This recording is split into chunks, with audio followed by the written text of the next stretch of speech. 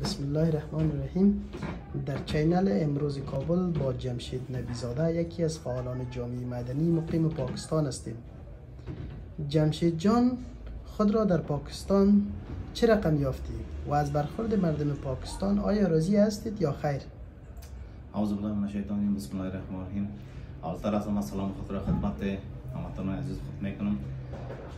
اولا ما که اینجا پاکستان آمدیم، ما بسیار خوش هستم از مردم بسیار خوب هستند دیگه.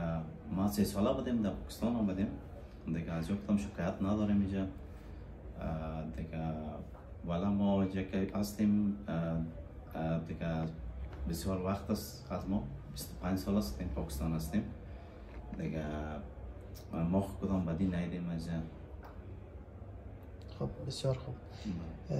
چرا سیاسیون افغانستان همیشه تختی خیزشان از پاکستان بوده و در همینجا برایشان پناه داده شده، مثل رهبران جهادی مثل استاد ربانی و احمد شاه مسعود؟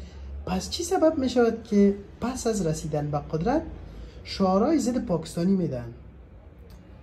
والا یک تعداد افغانای ما هستن اینجا برشان پناه داده اینجا دیگه. یگان افغانای ما هست که خوش ندارن پاکستان، میگه والا پاکستان آب و هوایش گرم است، ما والا طاقت نداریم، نم وطن خود هستیم. یگان تا هست که اینجا برشان پناه داده، اینجا زندگی میکنن دیگه. یگان تا هست که اینجا آمدن دیگه. زیادتر شما دیده باشین همینجا برشان خانام دادن برای افغان ها بسیار دیگه. افغانای ما خوش هستن از مردم دیگه. همیشه میگن که ما خودت احساس نمیکنن که ما افغان هستیم، ما پاکستانی هستیم.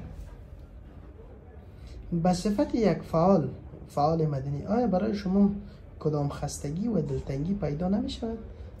نه، ما همیشه خوش بودیم، همیشه پاکستان آموخته شدیم، از بسیار وقت است، بسیار دوستای خوب داریم دیگه.